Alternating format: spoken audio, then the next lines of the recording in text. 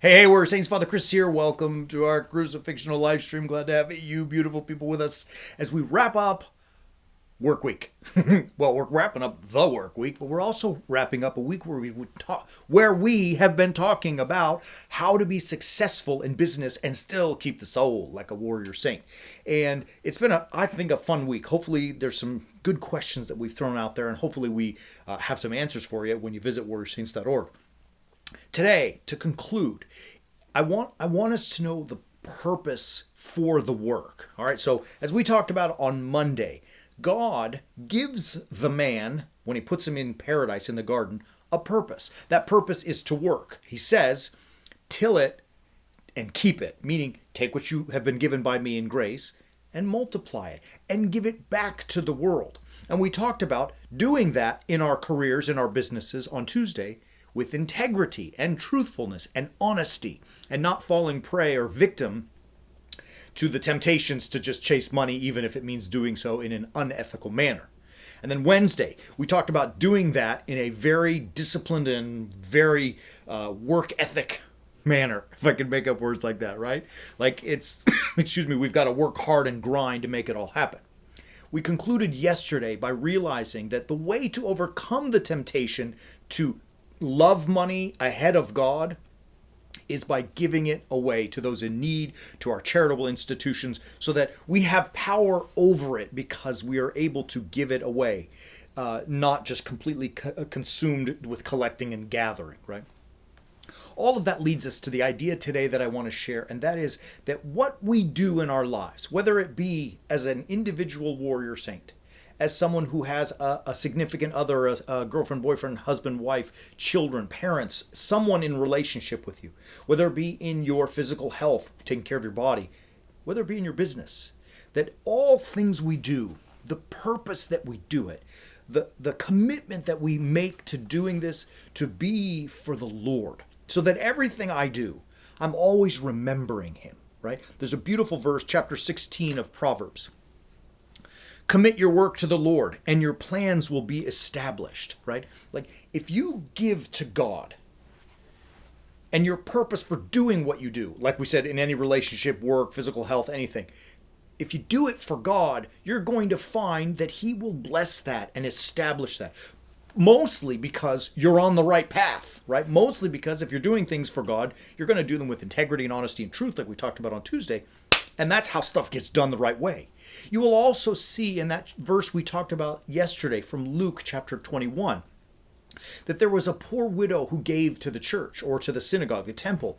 While those around her were rich and they threw more money than she did, hers was blessed. Hers was recognized by Christ. Hers was rewarded because by giving all that she had, she showed that her real commitment was to the Lord. Even at the expense of her own well-being. It says that she gave all that she had, and she was already poor. So you could imagine she must have been hungry or starving or naked and needing clothing, a roof. Maybe she didn't have anywhere to live. Who knows? But the statement that Jesus is making in Luke 21 is that she was willing and so committed to God and to living the life of a warrior saint, someone who's crucifixional and abides by God's commandments. She was even willing to put herself below that. Right? And that's the message that I want us to take today, is that in being successful men and women in businessmen and women, business people, right? The temptation is that money becomes the priority in all things.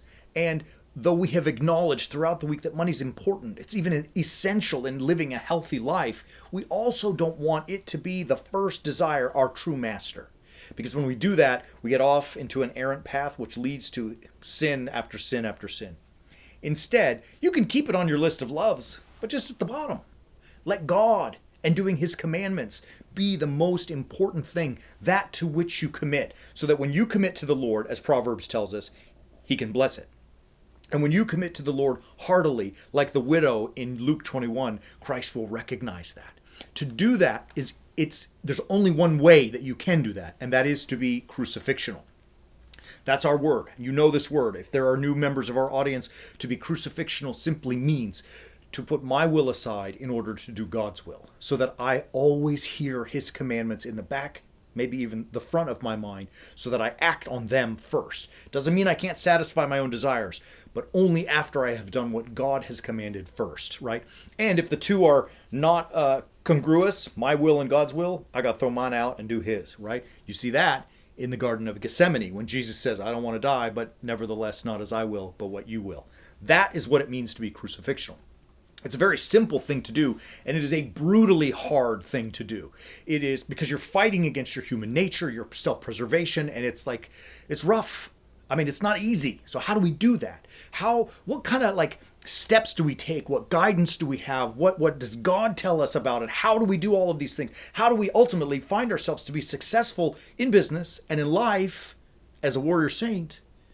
We do it by being crucifixional, and we're going to teach you how to do that. That's exactly what we do. So as we spend this last few moments of this week talking about this, I want to really encourage as many of you as are out there. Some are already members. If you're not, visit warriorsaints.org and subscribe to our course, The Way of the Warrior Saint.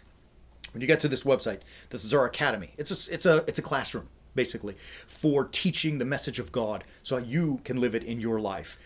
We don't do much well, but we teach this well. And we're encouraging you, join us, because when you subscribe to the Way of the Warrior Saint, you are going to find lesson after lesson after lesson about how to be crucifixional, putting your will aside to make room for God's. And when you do that, he's going to bless it. I'm just telling you. That's what Scripture tells us. I've seen it in my own life, and I've seen it in the lives of countless warrior saints who are willing to take that step and take that leap, giving their lives to God, putting him on top of the list of desires. Man, I've seen it a million times.